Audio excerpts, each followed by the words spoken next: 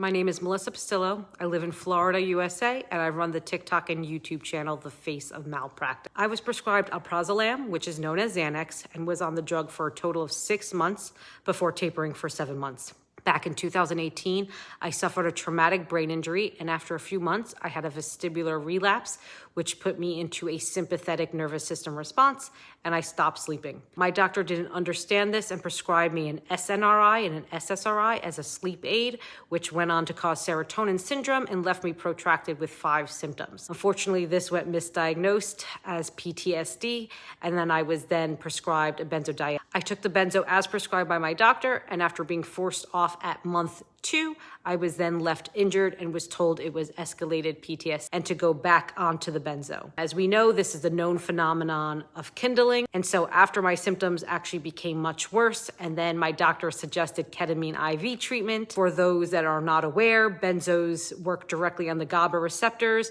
and downregulate them due to the oversedation of the benzo. Well, as a byproduct of that, glutamate receptors are upregulated, and ketamine directly works on the glutamate receptors. Also, at the same time, many ketamine centers will not tell you that benzos and ketamine are metabolized by the same liver enzyme, cytochrome P450, which means that this combination can easily lead someone to oversedation, which unfortunately is what happened to me, and I was forced to cut the benzo in half and then taper over 7 months. During this journey of withdrawal and bind, I was left with convulsions, akathisia, DPDR. I was left 98% disabled and had only access to my hands and my forearms. My husband quit his job to become my full-time caretaker. He had to feed me. He had to clean me after using the bathroom, which was now a bucket 1 foot from my bed.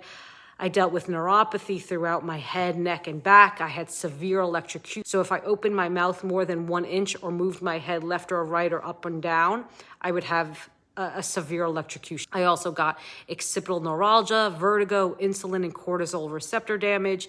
I had severe suicidal ideation, and all I could think about was drowning myself in the pool or tying shoelace around my neck. It felt like the worst acid trip of my life that just wouldn't stop. And I have calculated more than 200 symptoms simultaneously for years. How am I feeling now? I will be 3 years into bind in 1 month from today. I am still 85% disabled. I can only walk 20 minutes a day, and it is very painful for me to sit up even in this position now. My husband still does not work as he's my caretaker. I still have akathisia, mental symptoms, neuropathy, occipital neuralgia, food sensitivity, brain fog, cognitive impairment, anhedonia, and others.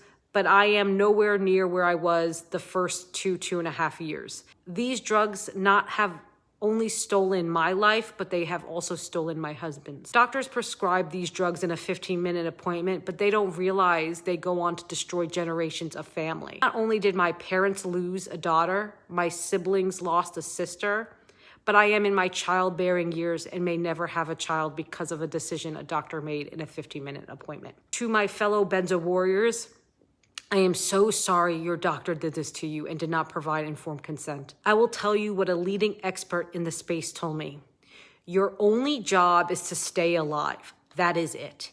If you have a caretaker or anyone helping you, they need to help keep you alive. And that is what you also need to do. You need to help keep yourself alive. And you know what? She's right, because one day you will heal. And I'll repeat that. You will heal. We all do. We may not know when, but we do heal. And I assure you, it will be the greatest feat of our lifetime. And to the prescribers, yes by coercion is not a yes by informed consent. You have a legal and ethical obligation to do no harm and provide informed consent. And unfortunately, that is not what is happening. There is a fundamental difference between addiction and dependence, which you do not understand. And you are obliged to get educated on the drugs you prescribe, including very realistic effects of the drugs. 1 in 6 people are injured on this drug. That is not a side effect. That is an effect of the drug. And let's make something very clear. Even with a slow patient-led taper, someone can be left injured. Therefore, once a patient is educated, it must be left to them to decide when to safely taper. Take care.